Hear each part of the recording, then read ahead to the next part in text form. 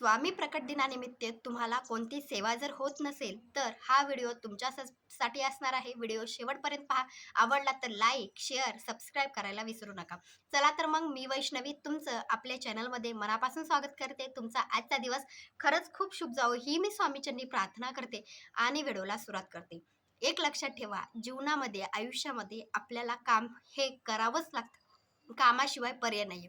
काम जर केलं तर आपलं घर चालणार आहे, आपलं कुटुंब चालणार आहे आणि काम केलं तर पैसा येणार आहे. आपल्या घरातल्या सगळ्यांच्या मनासारखं होणार आहे. म्हणजे एखादी गोष्ट जर खरेदी करायची असेल तर पैसा आपल्याकडे असणं गरजेचं आहे.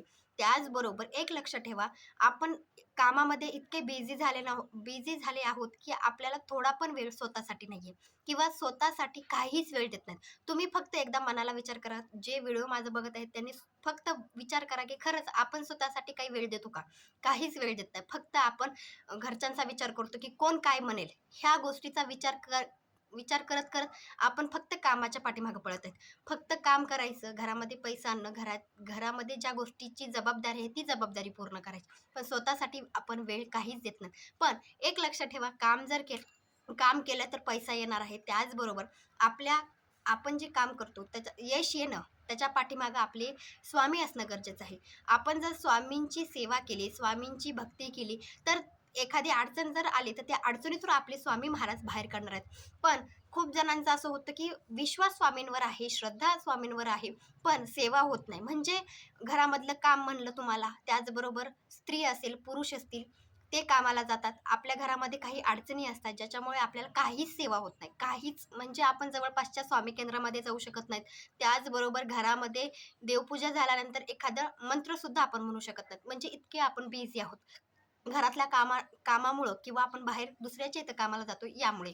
तर आपल्याला स्वामी प्रकट दिनानिमित्त कोणतीच जर सेवा होत नसेल, तर फक्त आपल्याला 5 मिनिट सेवा करायची आहे. 5 मिनिट म्हणजे दिवसभरामध्ये आपल्याला आपल्यासाठी 5 मिनिट द्यायचे आहेत. म्हणजे आपण स्वतःसाठी देणं म्हणजे आपल्या स्वामींना देणं आहे. म्हणजे आपल्याला दिवसभरामध्ये कोणत्याही वेळी, सकाळ असेल, दुपार असेल, संध्याकाळ असेल, झोपायच्या वेळी असेल, तुम्हाला वाटलं की हां, चला आपण आपल्यासाठी वेळ देणं म्हणजे स्वतः शांत राहणं. आपल्याला शांत राहायचं आहे म्हणजे आपल्याला स्वामींचं नामस्मरण करायचं आहे. नामस्मरण कसं करायचं आहे? आपल्याला माहिती की जो मंत्र आहे, जो श्री स्वामी समर्थ हा जो षडाक्षरी मंत्र आहे, हा आपल्याला 5 मिनिट म्हणायचा आहे. जितका वेळा होईल तितक्या वेळा आपल्याला फक्त स्वामींचं नामस्मरण करायचं आहे. आपण जपमाळेवर करत असतो. 11 माळी जप प्रत्येकजण आपल्या घरामध्ये करत असेल किंवा एक माळ का होईना जप श्री स्वामी समर्थ या मंत्राचा करत असेल, त्यावेळेस फक्त माळ संपेपर्यंत म्हणजे माळ होईपर्यंतच आपण जप करतो. त्याच्यानंतर आपण नामस्मरण सुद्धा करत नाहीत. पण एक लक्षात ठेवा, आपल्याला फक्त माळेवर जप नाही करायचा. आपल्याला सतत स्वामींचं नाव घ्यायचं आहे. स्वामींचं नाव सतत, सतत जर घेतलं, आपलं मन शांत राहतं. त्याचबरोबर आपल्या मनामध्ये फक्त स्वामी आपल्याला दिसतात. आपल्याला दुसरं कोणीही दिसत नाही.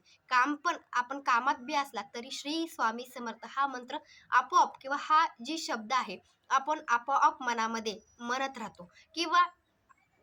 राहतो. याच्यामुळे आपलं मन किंवा आपला विश्वास आणखी स्वामींवर राहतो.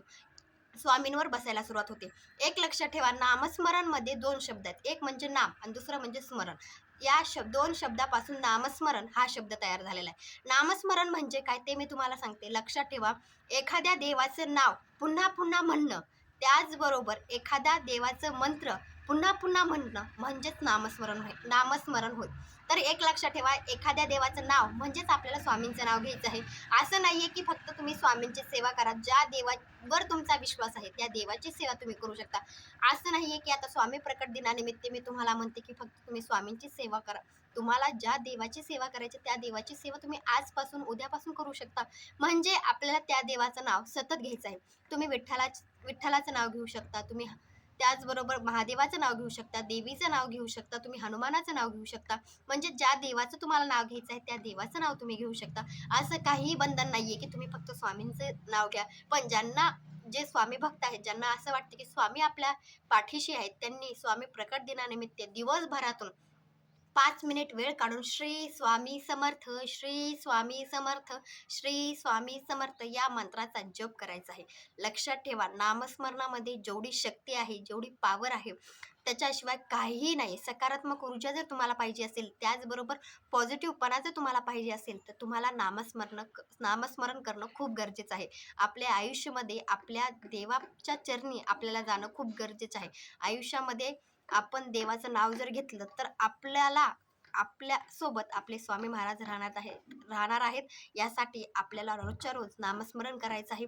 तुम्ही एखादं काम करायलात, कामामध्ये नामस्मरण करू शकता. स्वयंपाक करत असताना तुम्ही नामस्मरण म्हणजे श्री स्वामी समर्थ, श्री स्वामी समर्थ असं म्हणू शकता. पण काय होतं की जे तुम्हाला 5 मिनिट मी काढा म्हणते, त्या 5 मिनिटामध्ये फक्त स्वामी आणि आपण दोघांशिवाय कोणीच नाही असा विचार करून आपण स्वामींचा फोटो असेल, स्वामींची मूर्ती असेल, त्यांच्याकडे बघत बघत श्री स्वामी समर्थ, श्री स्वामी समर्थ असं म्हणण्यामुळे काय होतं की आपलं मन फक्त त्यांच्यापर्यंतच राहतं. आपण स्वयंपाक करायला त्यावेळेस आपण स्वयंपाक जर करत असाल तर आपलं मन भाजीकडे जातं. भाजी कशी झाली असेल, काय झाली असेल असा विचार येतो.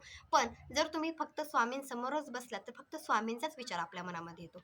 पण 5 मिनिट तुम्हाला दिवसभरात काढायचे आहेत. फक्त नामस्मरण करायचे. तुम्हाला कोणतीच सेवा होत नाहीये. 21 दिवसाची होत नाहीये, 7 दिवसाची होत नाहीये, 11 दिवसाची होत नाहीये किंवा तुम्हाला 1 दिवसाची सुद्धा जर सेवा होत नसेल, तर फक्त तुम्ही नामस्मरण करा. ही नामस्मरण जर तुम्ही केल्यास सगळ्यात मोठी सेवा आहे नामस्मरण.